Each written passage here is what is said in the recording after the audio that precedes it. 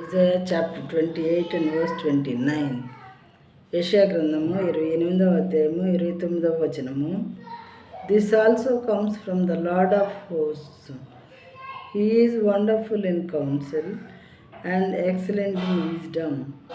జనులు సైన్యములకు అధిపతి యెహోవా చేత దానిని నేర్చుకొందురు.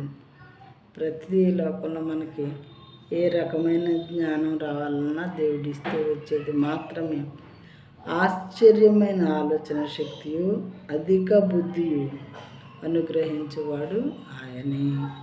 ఆశ్చర్యకరమైనటువంటి ఆలోచన శక్తిని ఇచ్చేటటువంటి దేవుడిన.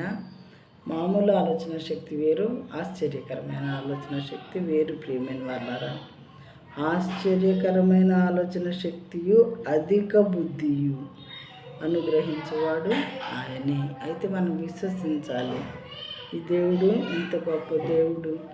ఆయన యొక్క ఆలోచన శక్తి వలన, ఆయన బలం వలన ఈ ప్రపంచాన్ని సృష్టించాడు అని చెప్పి బైబిల్ గ్రంథంలో మరొక చోట ఉన్నది. మరి ఈ దేవుని మనం చాలా తేలికగా అంచనా వేస్తూ ఎట్లా పడితే అలా మాట్లాడుతూ ఉంటాం. ప్రియమైన వాళ్ళారా, లెక్కలేని తనంగా చాలా అసలు ఏమన్నాలో నాకు అర్థం కాదు, అలా మాట్లాడుతూ ఉంటాం మనం తేలికగా. అయితే దేవుడు ఏం చెప్తున్నారంటే ప్రతి దానికి ఒక సమయం ఉంది. ఏ రకమైన మాటలు మానవుడు కాదు దేవుడు. కాబట్టి ఏదన్నా అనగానే తిట్టగానే కోపట్టడం, ఆవేశపడిపోవటం, వెంటనే చంపేయటం ఇలాంటి పనులు చేయరు. దేవుడు సమయం చూస్తూ ఉంటారు. ఇంకా క్షమిస్తారు. ఎంతటి పాపివైనా సరే, ఎలాంటి క్రియలు చేసేటటువంటి పాపిష్టి వాళ్ళమైన మానవులమైన మనము ఎంతో దీర్ఘశాంతం మన పట్ల చూపిస్తారు దేవుడు.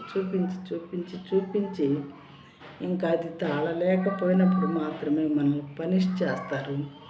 అలా పనిష్ చేసినప్పుడు మనం దేవునికి భయపడి ఆయన దగ్గరకు వస్తే మరలా క్షమించి అప్పుని చేసుకునేటటువంటి తండ్రిగా ఉన్నారు. తండ్రి బిడ్డల బంధము దేవునిది, మానవులది. ప్రియమైన వాళ్ళారా, మనం ఆయన ప్రేమను అర్థం చేసుకొని మరి నేనే మార్గమును, నేనే సత్యమును, నేనే జీవము, నా ద్వారా తప్ప పరలోకం నాకు ఎవ్వరూ రారు తండ్రి యొద్దకని చెప్పబడి ఉన్నది. మనం పరలోక రాజ్యానికి వెళ్ళాలంటే ఖచ్చితంగా ఏం తెలుసుకోవాలి, ఈయన వేసేంటో మార్గాలేంటో తెలుసుకుంటే మాత్రమే పరలోకం ఉంటుంది. అక్కడ చేరుకోగలుగుతామని బైబిల్ గ్రంథం చెప్తూ ఉన్నది. ప్రియమైన వాళ్ళారా,